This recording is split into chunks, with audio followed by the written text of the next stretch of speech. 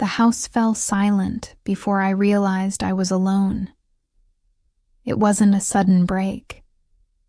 There was no door slamming shut, no suitcase dragged down the hallway. The silence arrived slowly, filling the spaces like someone who doesn't ask permission, but also doesn't frighten right away. It simply settles in. That night, I was sitting on the couch with the living room lights off, listening to the steady rhythm of my children's breathing in the bedroom next door. One of them always breathed more deeply than the other, as if he needed to confirm, with every inhale, that he was still there. I knew exactly when the youngest would turn over in bed. I knew when the oldest would murmur something unintelligible in the middle of a dream. My body knew that routine better than it knew itself.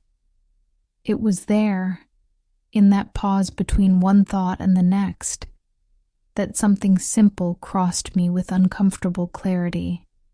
I wasn't waiting for anyone to come home. The clock showed an hour that used to make me restless. The hour when I checked my phone, pretending not to care, while counting the minutes. The hour when any sound in the building hallway made me lift my head. The hour when the sound of a key in the door still meant something. But not that night. There was no expectation, no anger, no urgent sadness.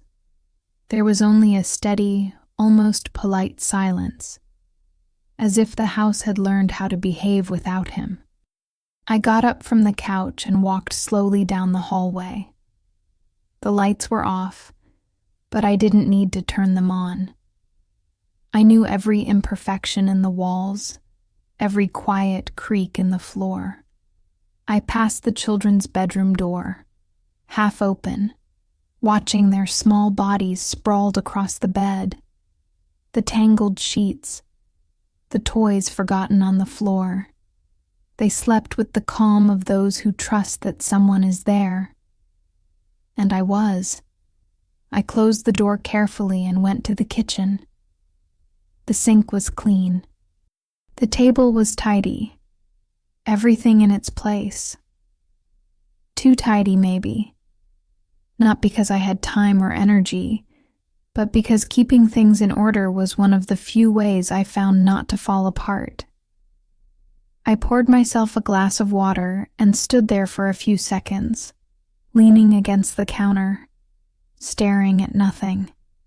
It was in that moment that the realization took shape inside me. Without drama, without tears. He wasn't coming back. Not that night. Not the next. Not ever. And for the first time, that didn't make me shrink. Abandonment didn't arrive the day he left the house. Looking back now, I see how naive I was to believe that an ending can be reduced to a single moment. True abandonment begins earlier, much earlier, when presence becomes empty, when conversation turns into formality, when emotional absence disguises itself as tiredness, as silence, as distraction. For a long time, I shared a home with someone who no longer lived inside me. There were days when he was physically there, sitting at the table, scrolling on his phone, answering in monosyllables.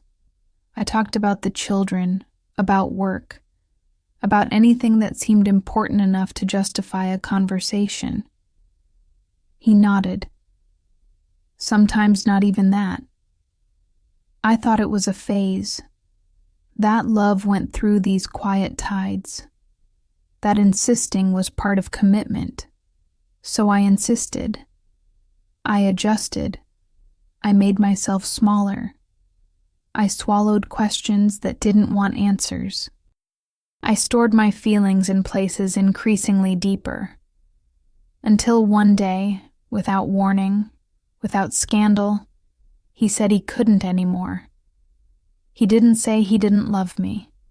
He didn't say he wanted another life. He just said he was tired. Tired. That word echoed inside me for days. I was tired too. Tired of holding everything together. Tired of explaining the obvious. Tired of loving alone. But unlike him, I didn't have the option of leaving. When he left, he took only his belongings. The silence he left behind was what weighed the most. A silence that, at first, seemed to shout from every corner of the house. I heard his absence in everything. In the empty space in the closet, in the cold side of the bed, in the chair no one pulled out anymore. In the first few days, I still waited. Not exactly for him, but for some correction to the script. As if someone would show up and say there had been a mistake, that this wasn't the right story for me. But no one came. Time passed, not because I wanted it to, but because time always passes, even when we wish we could freeze everything. The children kept waking up early. The bills kept arriving. Life kept demanding presence. So I learned how to function. Being strong wasn't a conscious choice. It was a consequence. I had to get up. I had to work. I had to make breakfast, pack backpacks, answer difficult questions with a steady voice I didn't feel myself. Crying became limited to rare, almost clandestine moments, as if it were something improper. Little by little, I stopped talking about him. Not because I had moved on, but out of emotional economy. Talking hurt. Explaining was exhausting. Silence, on the other hand, was predictable. And that's how, without realizing it, I began to build a life where silence had a fixed place. It woke up with me. It followed me through the day. It lay down beside me at night. At first, I feared it. I thought that if I stayed too quiet, I would feel everything at once. But silence didn't attack me. It just stayed, watched, waited. Until one day I realized something unexpected. The silence no longer hurt the way it used to. It wasn't happiness. It wasn't fulfillment. It was stability. Absence stopped being an open wound and became a scar. Still sensitive, but closed. I no longer wondered where he was. I no longer rehearsed imaginary conversations. I no longer revisited the past trying to find the exact point where everything fell apart. I just kept going. That night, back on the couch, the forgotten glass of water still in my hand, I felt a different kind of exhaustion. Not the tiredness of the day, nor of routine. It was a deeper tiredness, the kind that comes from being on alert for too long. I took a deep breath and let the silence wrap around me completely. For the first time, I didn't fight it. I didn't try to fill it with music, television, or racing thoughts. I let it stay. And there, something shifted. Without noise, without promises, without a name. I realized that the house, which once felt too big for me alone, now fit me.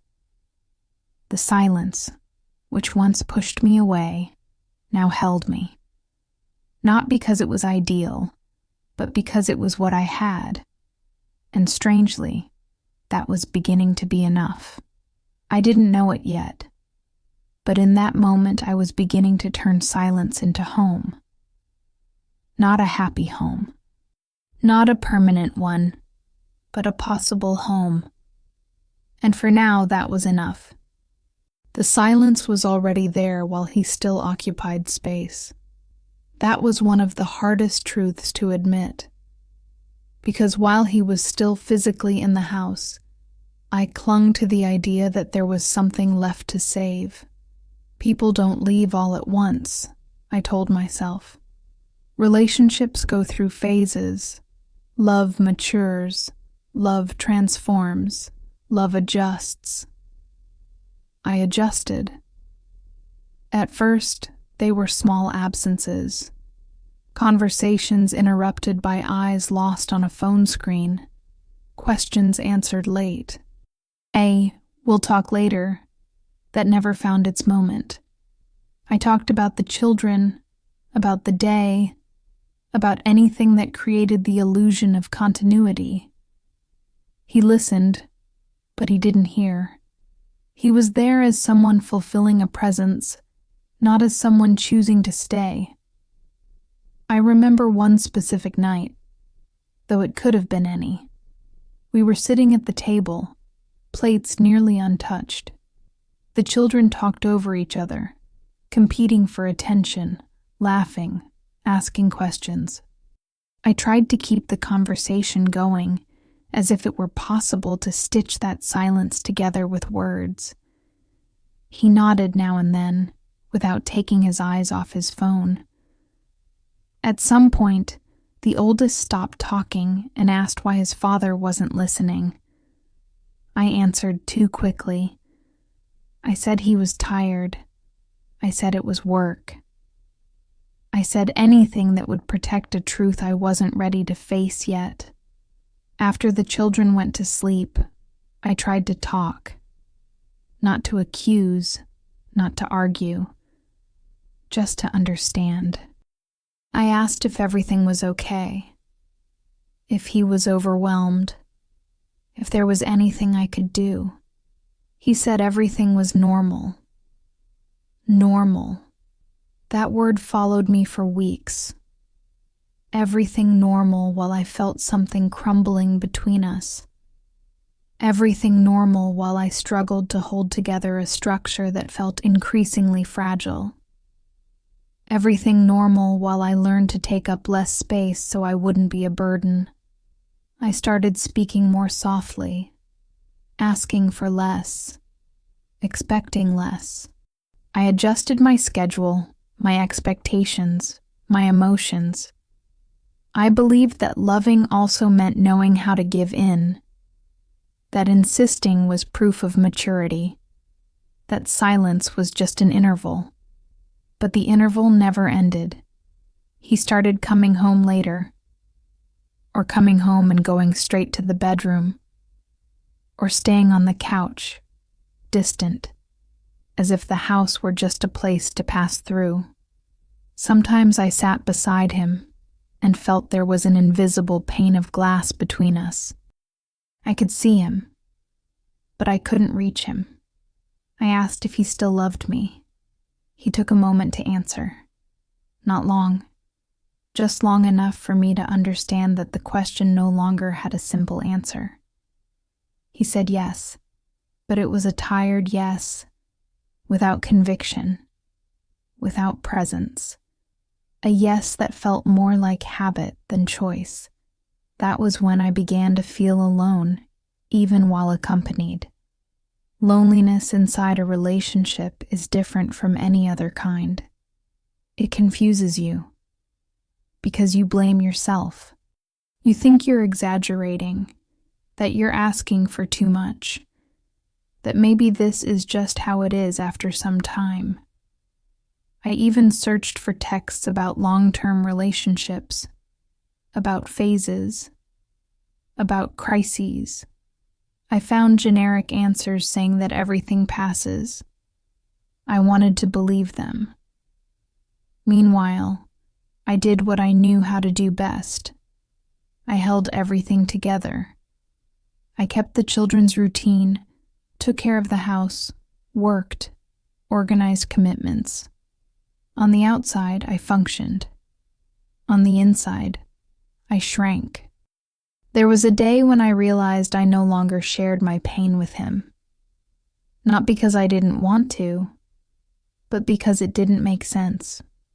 I said something, and he didn't react. He didn't ask. He didn't go deeper.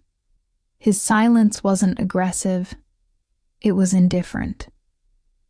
And indifference is more exhausting than any fight.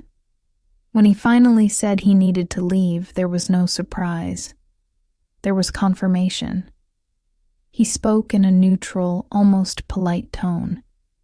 He said he wasn't happy, that he needed space, that he could no longer sustain that. Our entire story reduced to a vague word. I listened in silence, not because I was strong, but because I was already exhausted. I didn't ask him to stay. I didn't beg. Somewhere inside me, I already knew that insisting would only prolong an absence that already existed. When he left, the house didn't suddenly become empty. It already was. What changed was the weight. Absence took shape. The silence, which had previously shared space with frustrated attempts at conversation, now occupied everything. In the first days, I missed even what no longer existed. I missed the idea of family, the idea of partnership, the promise that had once been made. The children asked where he was. I answered carefully, choosing words that wouldn't hurt more than necessary. I said he needed some time. I said he was still their father. I said we would be okay. I repeated that so many times that I started to believe it. At night, lying in bed, I occupied only one side. The other remained untouched, cold. At first, that hurt. Later, it became habit. I stopped reaching out in the dark expecting to find someone. I stopped waking up with the feeling that I was taking up too much space. I was learning, without realizing it, how to live without expectation. But before that, there was a period of confusion. A time when I replayed conversations, remembered scenes, searched for the exact moment when everything could have been different. Guilt is persistent when love ends. It whispers that maybe if I had been less demanding, more patient, quieter, things wouldn't have ended this way. It took me a while to understand that you don't lose someone all at once. You lose them little by little, while trying to save what can no longer hold itself up. As the weeks passed, his absence began to lose its central role. Not because it stopped mattering, but because other urgencies took up space. The children needed attention. Work demanded presence. Life didn't pause so I could process grief. So I went on. And as I went on, I left parts of myself behind. Not by conscious choice, but by necessity. Feeling too much got in the way. Questioning was exhausting. Loving, at that moment, felt dangerous. I didn't say it out loud, but I made a silent agreement with myself. I didn't need anyone anymore. I just needed to manage. At the time, I didn't call that survival. I called it responsibility, maturity, strength. Only later would I realize that this strength came at a high cost, and that it was only the beginning. After he left, no one asked me if I would manage. There was no silent meeting of the world to decide whether I was ready. Things simply kept happening. The alarm went off the next morning. The children woke up hungry. The day demanded presence as if nothing had changed. And maybe nothing had. At least not for those on the outside. I got out of bed with a heavy body and a strangely empty mind. There was a kind of temporary anesthesia that allowed me to function. I was grateful for it. At that moment, feeling too much would have been impossible. I needed to manage, and managing required inner silence. I prepared breakfast almost on autopilot. I buttered the bread, poured the milk, answered ordinary questions with a voice that sounded too steady for someone who had slept so little. The children talked among themselves, still trying to understand the new dynamics of the house. I watched every gesture, every subtle change in their behavior, like someone trying to predict storms. When we left the house, the day was far too bright to match how I felt. The world seemed unfairly functional.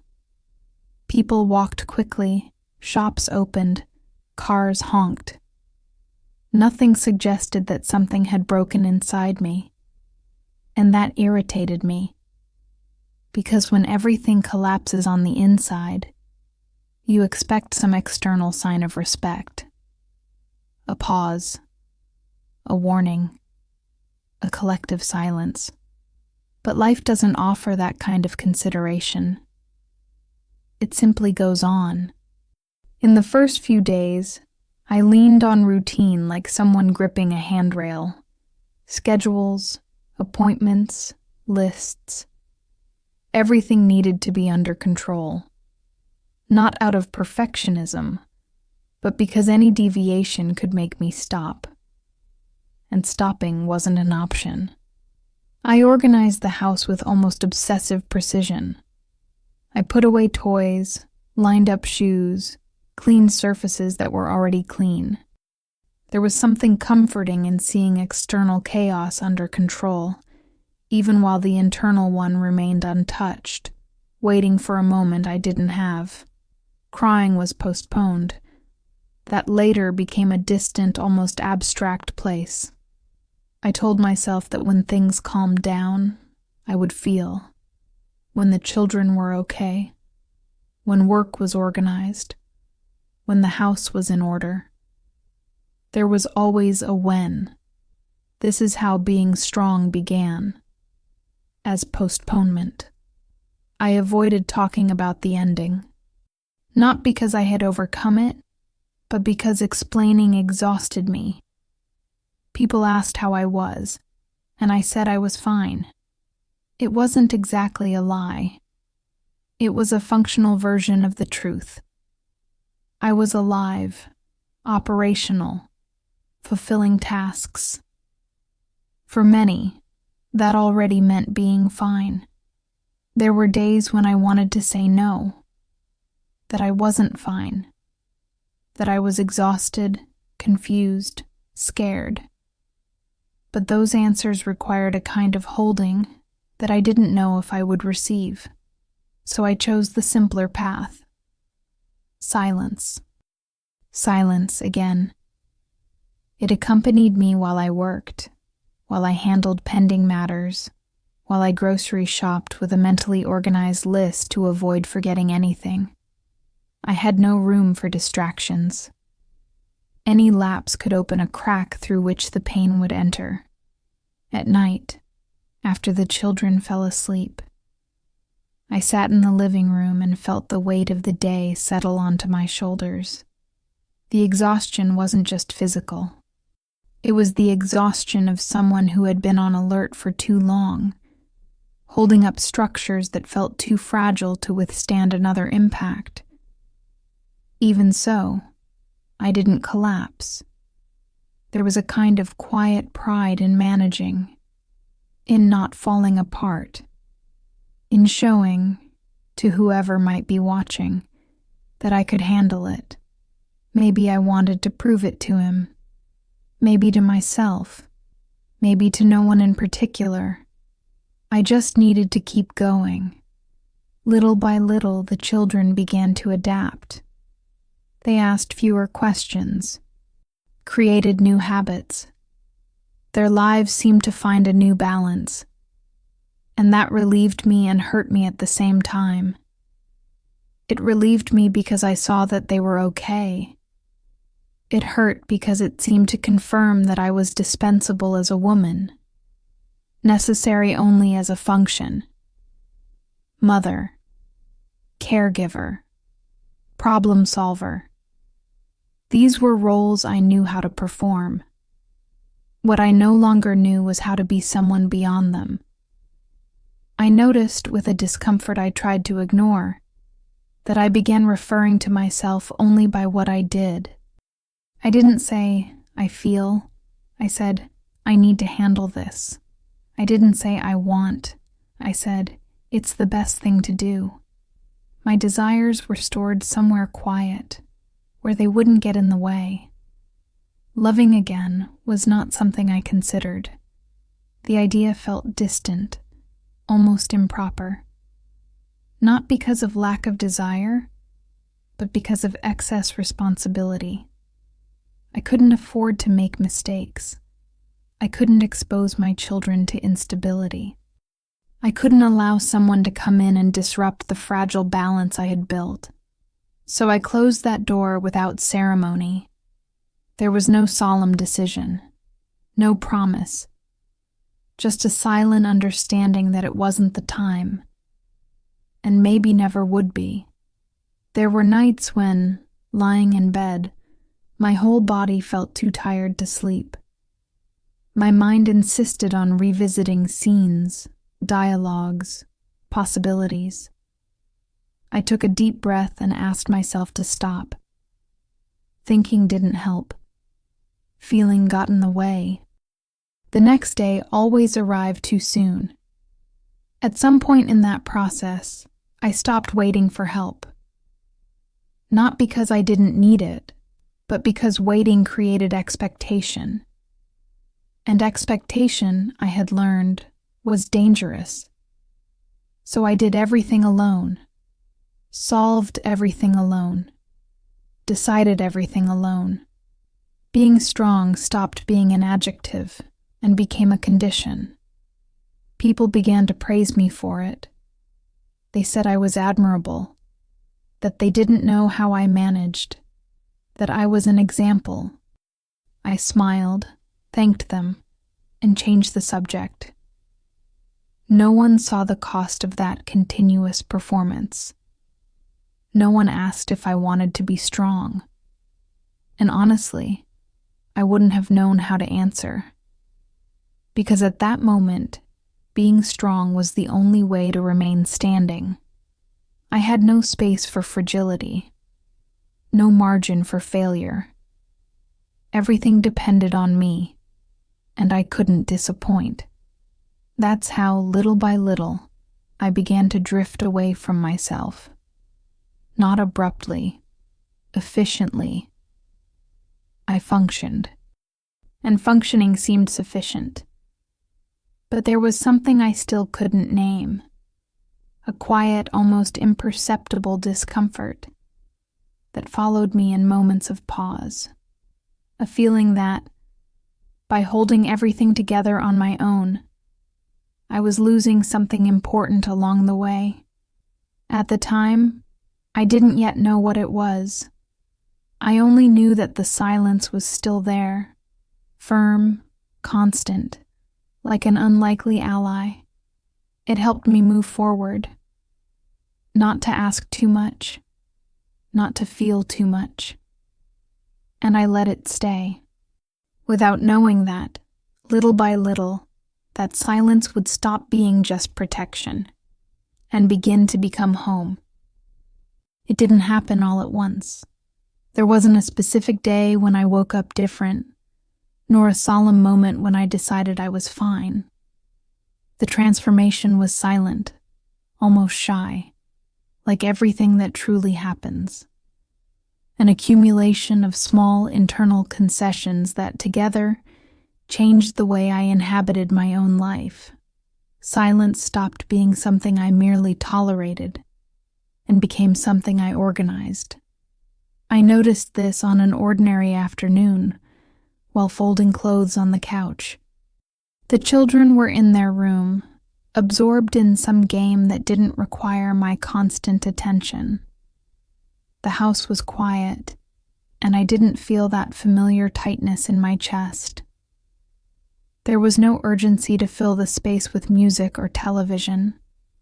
No need to prove to some invisible audience that I was okay. I simply kept folding the clothes. That's when I understood. The silence was no longer pushing me away. It was sheltering me. I began to notice how it fit into the routine. There was silence in rushed mornings when I woke up before everyone else to organize the day. There was silence in short drives inside the car between school and work. There was silence on nights when I sat alone with a simple meal without the feeling that someone was missing. It wasn't happiness. It was the absence of conflict. And at that point in my life, that meant a great deal. I started to appreciate the predictability of days. I knew exactly what to expect and what not to expect. There were no emotional surprises, no empty promises, no expectations hanging in the air. Silence offered something I hadn't had in a long time: stability. With it, I could breathe. The house changed too. Not physically, but in the way I occupied it. Every object seemed to have found a definitive place, as if I were trying to prove that everything could be organized, even what can't be seen. There was a strange sense of control, a comforting illusion that if everything was in its place, nothing would fall apart.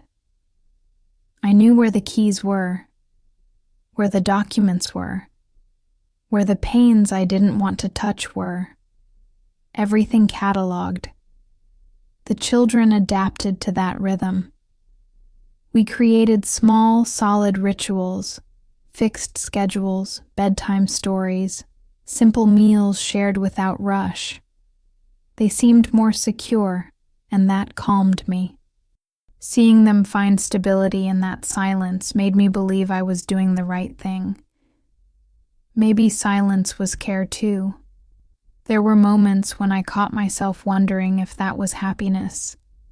The answer always came too quickly. No. But it wasn't sadness either. It was a neutral territory, where I could exist without being challenged all the time. I didn't need to explain anything. I didn't need to justify choices. I didn't need to negotiate feelings. Silence demanded nothing from me except presence. I began to notice how it allowed me to rest. Not just my body, but my mind. The absence of external conflict reduced the internal noise. I no longer replayed the past so often. I no longer imagined conversations that would never happen. I no longer waited for repairs that would never come. Silence put a period where there had once been ellipses, and that brought a cautious peace, almost suspicious. There were nights when I sat in the living room, lights low, and simply stayed there. No phone, no distractions, just me and the space around me. Silence wrapped around me differently now. It didn't pressure me to feel anything specific. It didn't remind me of what was missing. It simply was. I began to understand that it wasn't the absence of life. It was the absence of unnecessary noise. Over time, I started to protect that silence. I avoided situations that threatened it. I canceled invitations that seemed to demand too much. I kept conversations on the surface, not out of coldness, but out of self-preservation.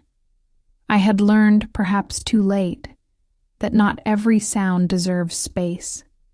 There was a sense of safety in knowing that nothing would change suddenly, that no one would enter my life carrying grand promises only to disappear later, that I wouldn't have to emotionally rearrange myself to make room for someone else.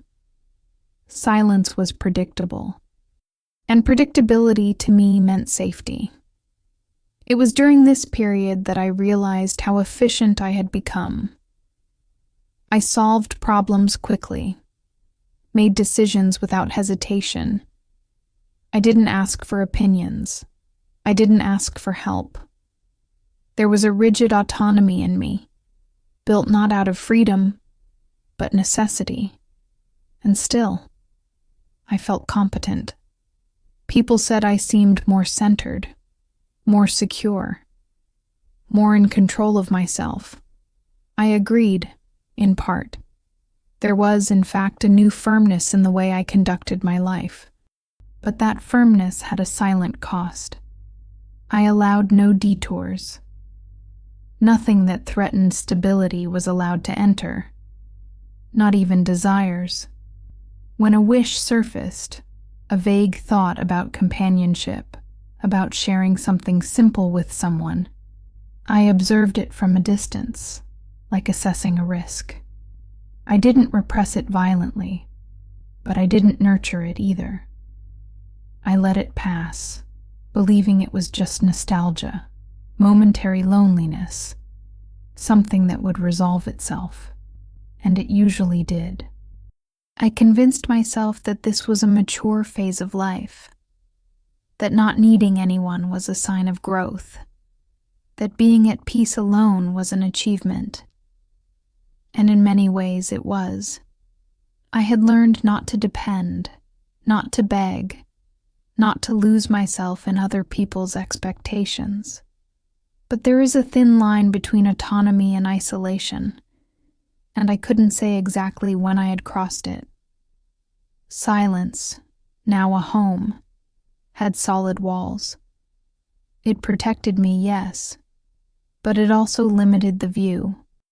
There was a day when I realized this more clearly. I was sitting on the floor of the children's room, helping with a school assignment. They laughed at something I didn't fully understand, sharing a universe that required no explanations. I looked at them and felt a deep, almost painful love, a love that anchored me, that kept me there. And then, right after, I felt something else, quieter, almost embarrassing. A calm loneliness. Not the desperate loneliness from before, not the loud absence. It was a serene, organized loneliness that didn't interfere with the functioning of the day. A loneliness that fit into the routine. That's when I realized I had built a life where everything worked, including the absence of someone. Silence had become home. Not a home full of shared laughter or future promises, but a solid, predictable home, where I knew exactly where to step, where nothing surprised me, where nothing hurt me. And for the first time, without fear, I asked myself, is this all there is? The question didn't come loaded with drama. It came as curiosity, like someone looking at a familiar landscape and wondering if there's something beyond the hill. I didn't want to run away from it. I didn't want to tear down what I had built. I simply began to wonder whether that home needed to be permanent. That night, after the children went to sleep, I sat again on the couch, in the same place as always. Silence was there, faithful, comfortable. I recognized it as part of my life now. And still, something inside me began to move. It wasn't desire. It wasn't hope. It was just the sense that maybe silence didn't have to be the only inhabitant of that house. I didn't know it yet, but that quiet question was the beginning of a subtle change. A tiny crack in a structure that had become too solid. And every real change begins like this, without noise, without warning, only with the realization that something, even stable, may not be enough forever. The question stayed. It didn't make noise, didn't demand an immediate answer, didn't interrupt the routine. It simply remained there, discreetly occupying a corner of my mind, like an old piece of furniture you learn to walk around. I went on with my days, but every now and then I bumped into it without meaning to. Is this all there is? At first, I treated the question like a whim, an unfair dissatisfaction. After all, I had achieved something important. Stability. My children were doing well. The house worked. I worked. There were no dramas, no ruptures, no free falls. There was order. Wanting more than that felt like ingratitude. I told myself that the discomfort was just accumulated fatigue, unresolved nostalgia, a residue of old expectations that hadn't yet learned to be quiet. I convinced myself that desiring anything beyond that was dangerous, especially for a woman with 2 children depending on her. Wanting more implied risk, and risk was a luxury I couldn't afford. Still, the feeling persisted. It showed up in the most unlikely moments, while I washed dishes in silence, while I drove slowly on a Sunday afternoon, while I watched my children play and felt pride and love, and right after, something I didn't like to admit, a timid wish to be seen beyond motherhood. That's when guilt entered. Guilt arrived quickly, efficiently, well-trained. It whispered that I already had too much to desire anything else, that I should be content. That thinking about myself in that context was selfish, that women like me didn't have that right. I didn't form those thoughts in clear words. They showed up as a subtle tightness in my chest, as a diffuse discomfort whenever I allowed myself to imagine a slightly different life. A life where I wasn't just the responsible one, the predictable one, the one who solves everything.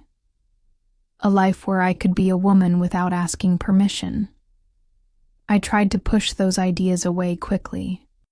I filled my mind with tasks, commitments, lists. Productivity was a powerful ally against inconvenient desires.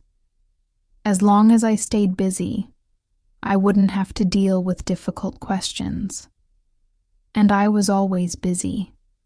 There were, however, moments when silence betrayed me, when everything was too calm, when there was nothing urgent to solve.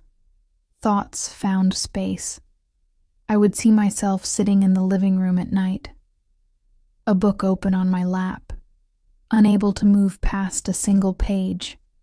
My mind wandered, and without realizing it, I began to miss something, not someone specific, not the past, but the idea of sharing an unhurried conversation, sharing a silly comment about the day, sharing the weight of some decisions.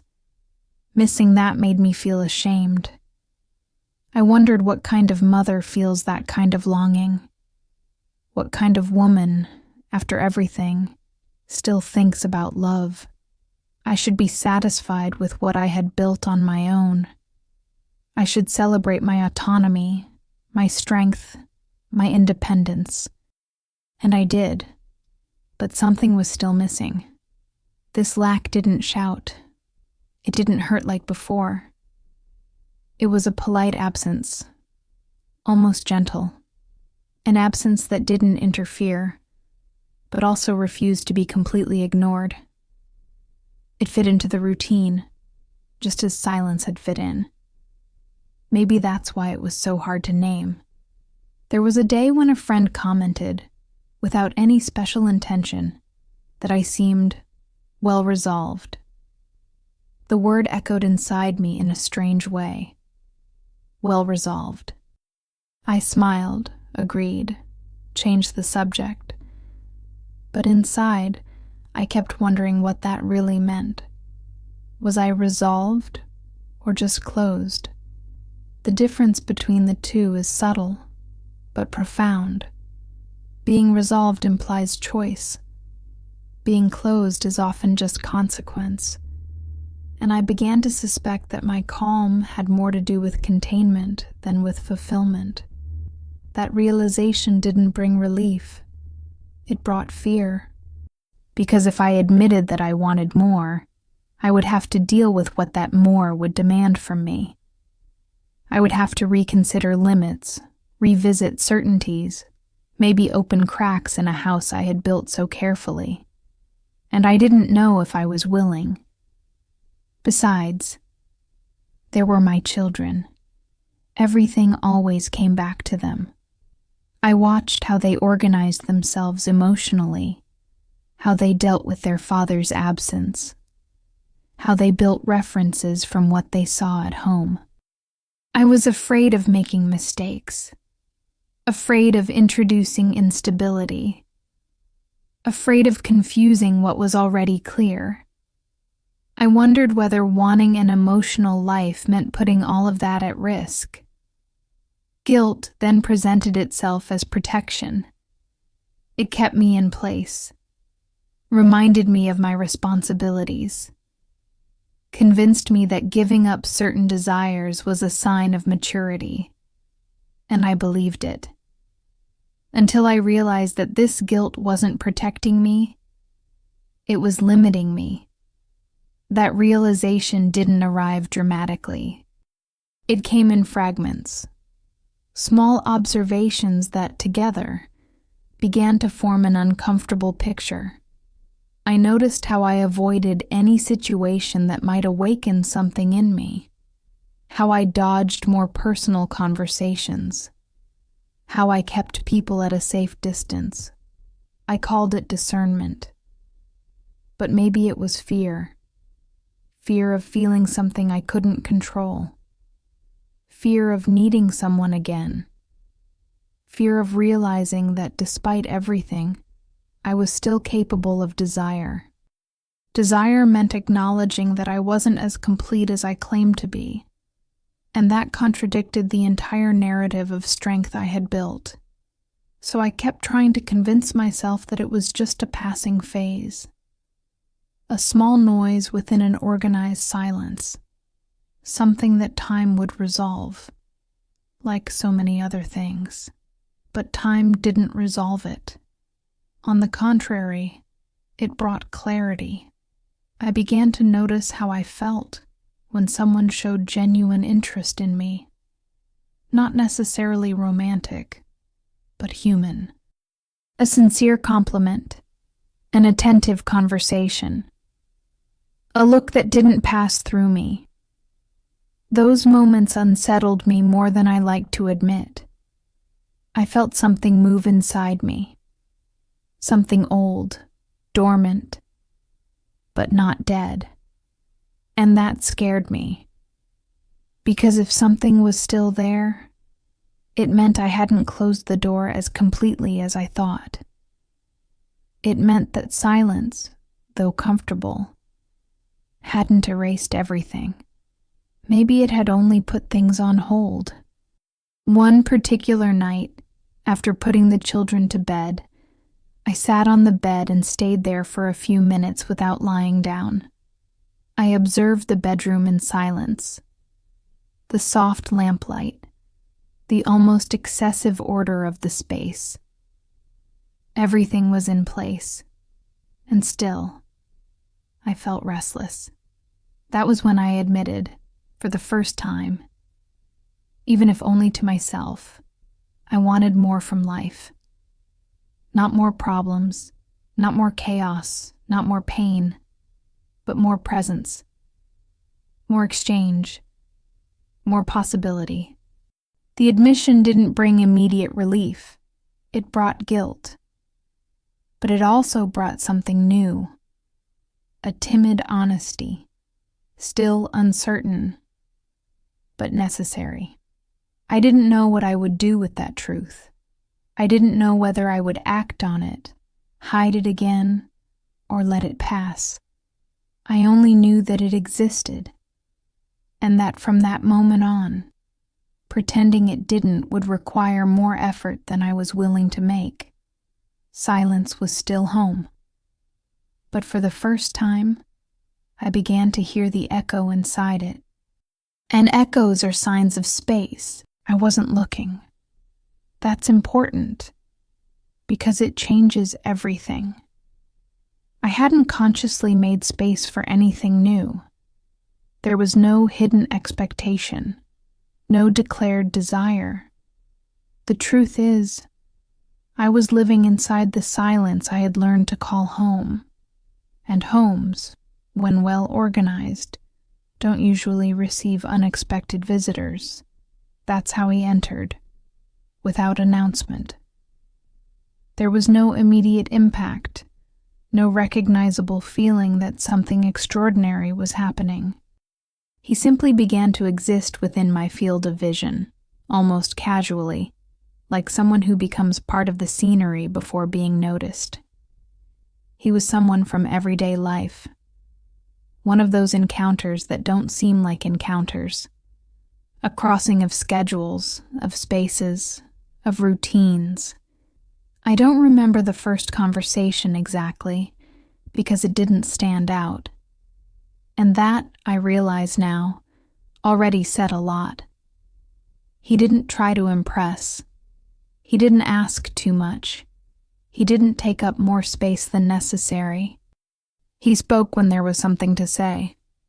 And he listened, really listened when I spoke. That unsettled me. I was used to relationships where listening was just a pause before talking about oneself, where attention was conditional, temporary, fragile. His presence was different. It didn't demand immediate return, didn't create emotional debt, didn't require continuity. He was there, and that seemed to be enough for him. At first, I observed from a distance. I maintained a careful, almost analytical posture. I had become good at that, assessing risks before they took shape. And somehow, he didn't fit into the categories I knew. There was no urgency. There was no promise. There was no insistence. There was respect. And respect, after everything, is disarming. I noticed how he didn't try to cross invisible boundaries. He didn't ask about my past with invasive curiosity. He didn't try to occupy space that hadn't been offered. He didn't pressure meetings, conversations, intimacy. He seemed comfortable with the slow pace, perhaps more comfortable than I was. That put me on alert, because everything that arrives loudly usually announces danger. But what arrives in silence is harder to identify. I didn't know whether that was safe or simply unfamiliar, because it didn't follow the patterns I knew. Over time, small conversations began to repeat themselves. Simple comments, observations about the day, brief exchanges that didn't require emotional preparation. I noticed that when I talked to him, my body didn't go into defense mode. There was no tension in my shoulders, no excessive calculation in my responses. I could be objective, direct, normal, and that was new. It wasn't that I felt attracted right away. When attraction came, it was discreet, almost polite. It showed up more as curiosity than desire. A wish to better understand that kind of presence that didn't try to impose itself. I began to notice details. The way he paused before answering. The care with simple words. The way he respected silences without trying to fill them. That affected me in an unexpected way, because I had turned silence into shelter, and he didn't seem to want to destroy it. He didn't try to break it or replace it. He simply adjusted himself around it. There was a day when I realized I smiled more easily after talking to him. Not a big, expansive smile. An internal one, almost imperceptible, as if something had briefly aligned inside me. I suppressed that quickly. I smiled less, spoke less, kept my distance, not out of rejection, but out of self-protection. I didn't want to open space for interpretations. I didn't want to feed expectations. Above all, I didn't want to confuse the tranquility I had so recently achieved. But his presence remained, constant, respectful, without demand. He didn't seem bothered by my caution. He didn't question it. He didn't try to cross it. That disarmed me even more. I was used to people reacting badly to my limits, interpreting distance as a challenge, confusing care with coldness. He didn't. He accepted my limits as facts, not as obstacles. Over time, I began to notice something that unsettled me. I felt safe around him. Safety is a big word, and I used it carefully. It wasn't the naive safety of someone who believes in promises. It was bodily, almost physical. My body didn't go on alert. My thoughts didn't race. I didn't feel the need to perform. I could simply be. That made me revisit a truth I had ignored for too long. I wasn't closed off to love. I was closed off to chaos. And he didn't bring chaos. He didn't arrive to occupy empty spaces. He arrived recognizing that those spaces already had purpose. He didn't try to compete with my routine, my children, my autonomy. He seemed to understand, without me having to explain, that this life already existed before him. That silent understanding touched me more than any declaration could have. Still, I resisted. I didn't let closeness advance. I kept conversations in safe territory. I avoided meetings outside the context where we knew each other. I created subtle, almost automatic barriers. He respected every one of them. And that created a paradox I couldn't ignore. The more he respected my limits, the more I wondered why I needed them to be so rigid. There was a specific moment, too small to seem important, but big enough to stay. We were talking about something trivial, an ordinary inconvenience, when I said, without much thought, that I was tired. He didn't try to fix it. He didn't minimize it. He didn't offer advice. He just said, "I can imagine." The word came without dramatization, without trying to claim my exhaustion as his own. It wasn't performative empathy. It was recognition, and it went through me in an unexpected way. Because after so long being strong, being recognized in my tiredness felt almost too intimate. I felt a knot form in my throat and had to change the subject. I wasn't ready to deal with what that stirred. He noticed and followed the shift naturally. Nothing was demanded. Nothing was charged. Nothing was forced. In the days that followed, I thought about him more than I wanted to admit. Not with anxiety, not with urgency. It was a calm thought, almost curious, like observing something new without yet knowing where it belonged. I wondered if a kind of love like that could exist, without noise, without invasion, without hurry. A love that wouldn't try to pull me out of the life I had built, but adapt to it. That idea scared me. Because if it were possible, it would mean reconsidering everything I believed about relationships. It would mean I didn't have to choose between safety and affection. It would mean I might have built too many defenses for dangers that no longer existed in the same way. I wasn't ready for that conclusion. So I kept resisting. I kept silence as home. I kept the walls firm. I kept the doors only slightly open, enough for ventilation, not for entry, but something had already changed. The silence was no longer absolute. There was now a presence that didn't threaten it, but altered it, like a light on in a distant room.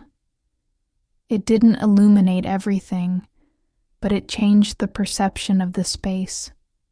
I didn't call it love yet, maybe not even a beginning, but I could no longer pretend that nothing was happening.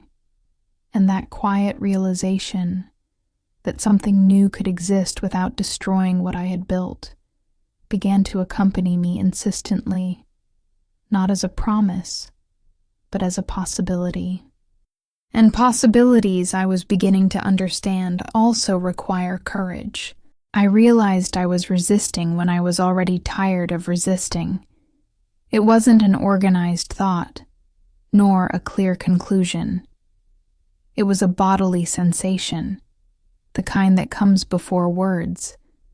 A slight tightness in my chest whenever he came a little closer, an excessive care in choosing my responses, a constant vigilance over myself.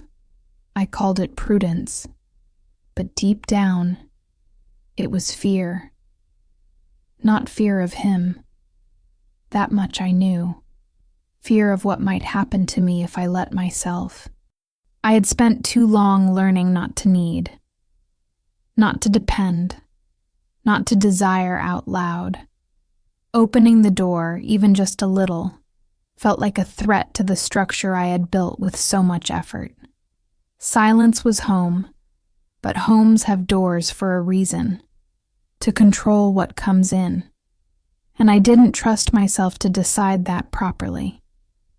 So I kept my distance.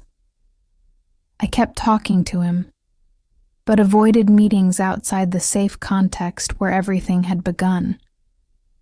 I dodged any conversation that might gain emotional depth. I talked about the children, work, routine, neutral, predictable territories. He never pushed.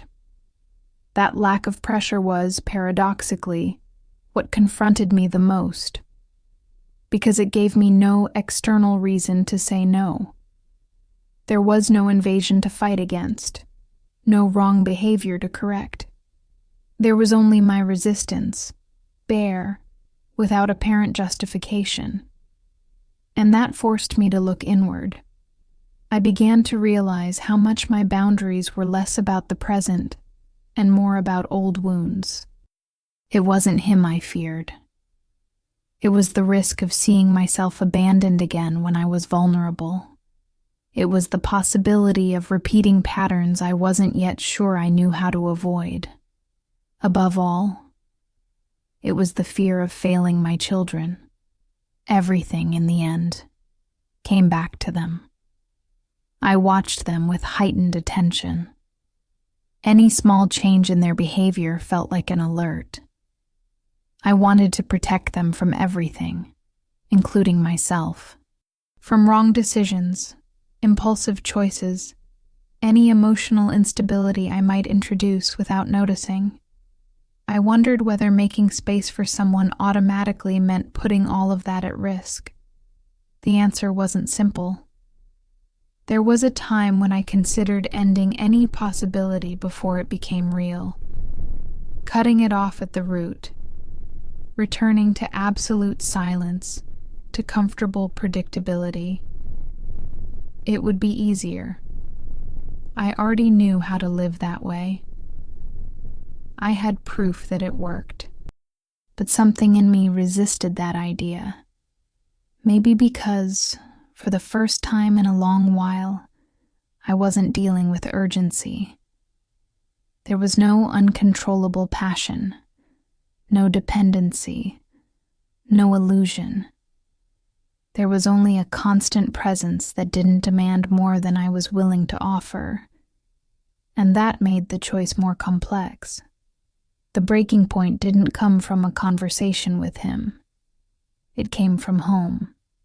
It was an ordinary afternoon, the kind that promises nothing beyond fatigue. One of my children came home from school different, too quiet, answers too short, I noticed, but let it go. Sometimes children are just tired. Later, while I was preparing dinner, he came closer and asked, with a seriousness that wasn't usual, if I was sad. The question caught me off guard. I said no. I said I was just tired. He looked at me for a few seconds and said something that struck me with unexpected force. "You always say that." There was no accusation in his voice, just observation.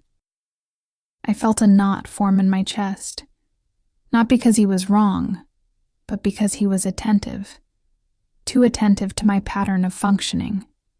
I changed the subject quickly, but that sentence kept echoing. "You always say that." That night, after the children went to sleep, I sat on the edge of the bed and stayed there for a while. The house was silent, as always, but the silence felt different. Not comforting, not sheltering, just present, heavy with questions. I began to ask myself what kind of example I was offering. I taught my children to be responsible, resilient, organized. But what were they learning about affection, about exchange, about allowing someone to stay?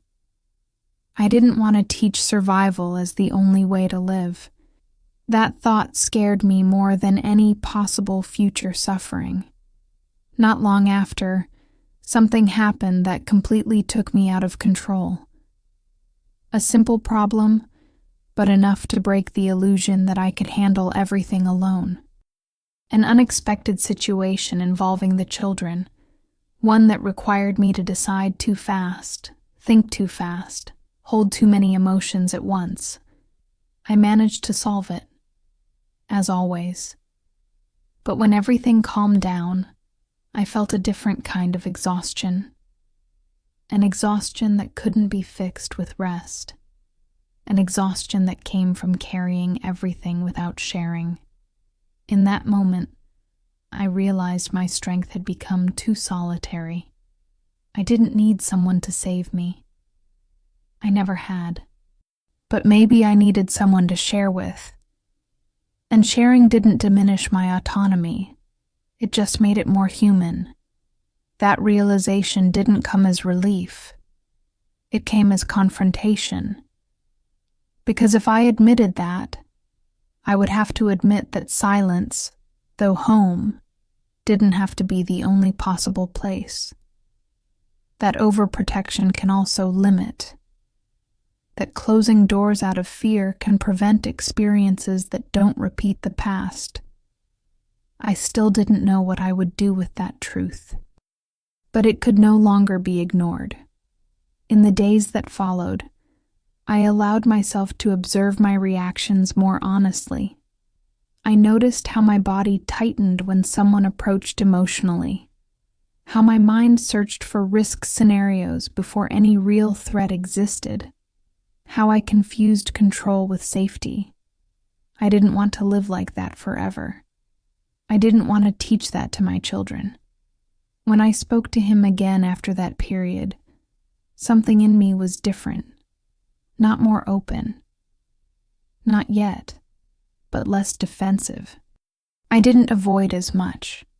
I didn't deflect as much. I allowed small advances, slightly longer conversations, shared silences. He noticed. He didn't comment. He didn't push. He simply followed. That ability to follow, without leading, was something I was beginning to admire deeply. He didn't try to speed anything up. He didn't seem anxious for the next step. He didn't present himself as a solution to anything. And that gave me space to decide. The fear was still there.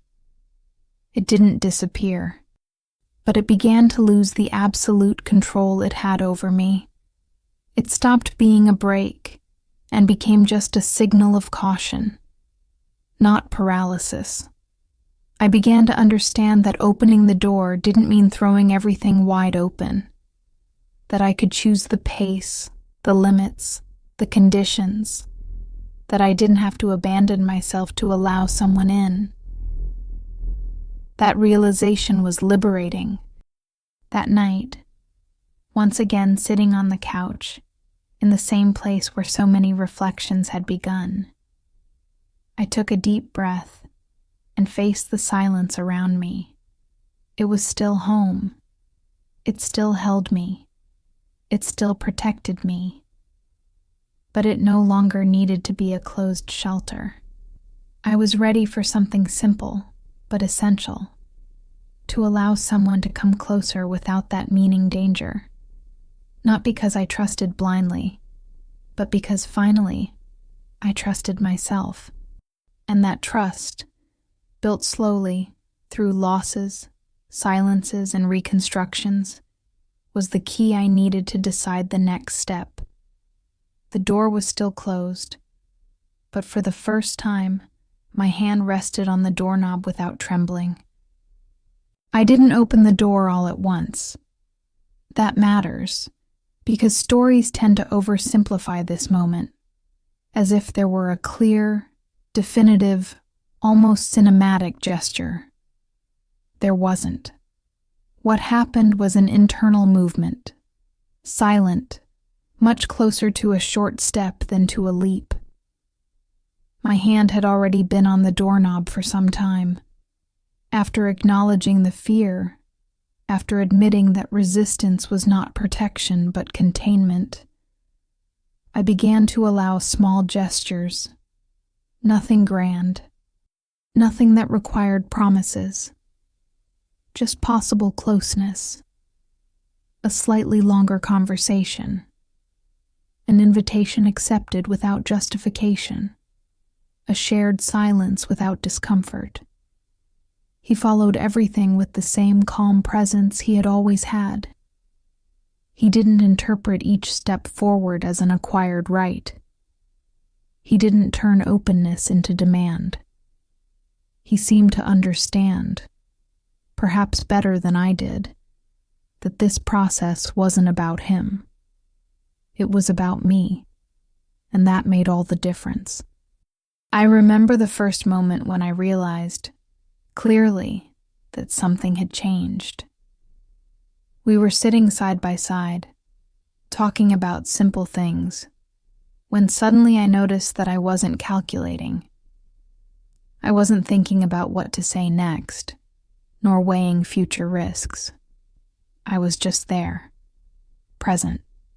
That feeling, after so long, was almost strange.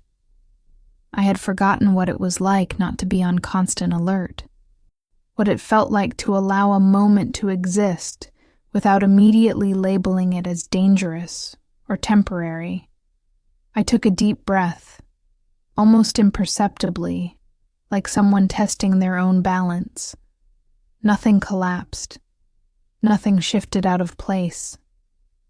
The house was still standing. That's when I understood.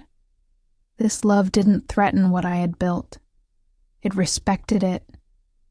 It didn't try to occupy space that wasn't offered. It didn't place itself as an absolute priority. It didn't demand that I reorganize my life to make room for it. It approached carefully, like someone entering a place already inhabited, aware that there are stories, routines, boundaries there, and above all, my children. That was the most sensitive line of all. It took time before I allowed this connection to touch that territory, not out of distrust of him, but out of respect for them. When it finally happened, it was simple. No formal introductions, no projected expectations. He didn't try to be anything other than what he was. He didn't try to take on a role that wasn't his.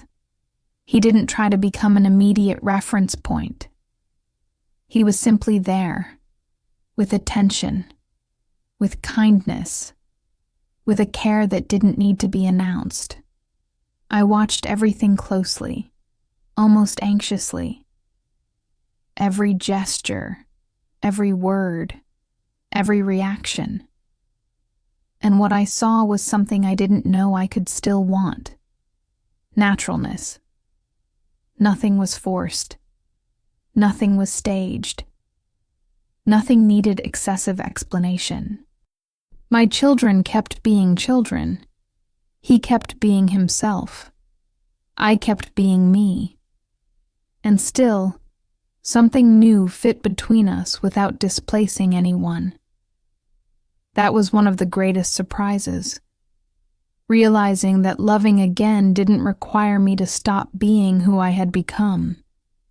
It didn't require tearing down the house to build another.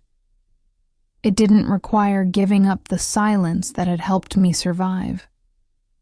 This love didn't come to replace the silence. It came to inhabit it with me. There was a symbolic moment, too simple to seem important, yet impossible to forget. We were all sitting at the table, an ordinary meal, no special occasion. The children talked, laughed, argued over small details of the day. I watched the scene with a different kind of attention, as if witnessing something rare. At some point, he got up to grab something from the kitchen and came back with an almost automatic care. A forgotten glass, a misplaced plate. Nothing extraordinary, but it went through me deeply, because it wasn't effort. It wasn't an attempt to please.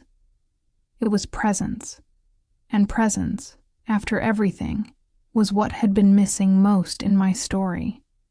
I felt a quiet emotion rise, subtle, unhurried. It wasn't euphoria.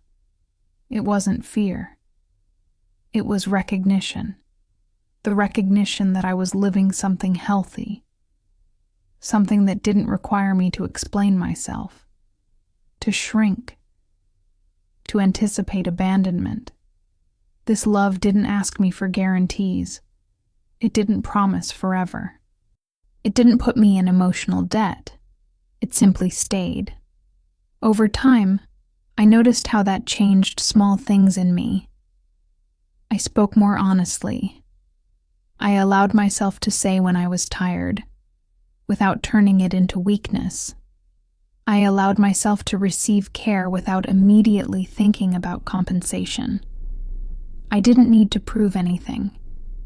And maybe that was the greatest sign that I was in a different place. There were difficult days. That matters to say. Life didn't become simple because someone entered it. There were still tired moments, unexpected events, doubts. But there was something new. I wasn't carrying everything alone. Not because I had lost strength, but because I had learned to share. That difference is subtle, but it changes everything. I realized that my strength didn't diminish when I allowed support. It became more sustainable, less rigid, more human. I didn't have to be strong all the time. I could be whole, with tiredness, with joy, with silence, with presence. Silence was still home. But now it wasn't empty. It was a lived-in silence. A silence that held quiet laughter, soft conversations, companionship without noise. A silence that didn't isolate me from the world, but connected me to it in a more honest way. That night, after everyone was asleep, I sat once again on the couch, in the same place where everything had begun. The house was quiet. Familiar sounds, the breathing of my children, the faint noise of the street, wrapped around me with a sense of continuity. I thought about everything I had lived through, the abandonment that broke me, the strength that rebuilt me, the silence that protected me, and finally, the love that arrived without trying to tear any of it down. I smiled to myself, with a calm I hadn't known before, not because everything was resolved, but because I was at peace with the path I had walked. I didn't need to erase the past to live the present. I didn't need to deny my scars to accept something new. I only needed to recognize that it was possible. Possible to love without abandoning myself. Possible to choose without constant fear. Possible to allow someone to stay without turning that into risk. Silence became home. And love arrived not to change it, but to sit with me inside it, respecting every wall, every mark, every story. And for the first time in a long time, that was more than enough. If you've made it this far, it wasn't by accident. Maybe because this story touched a place you know well. Maybe because you too learned to be strong without ever choosing it. Maybe because, at some point, silence also became home inside you. If this story found you, stay. Subscribe, follow, stay connected to this space. Share it with someone who needs to remember that new beginnings don't make noise. They respect timing. Allow yourself to continue this conversation, because stories like this don't end here. There are many silences still waiting to become home, and maybe the next step of your story begins right now.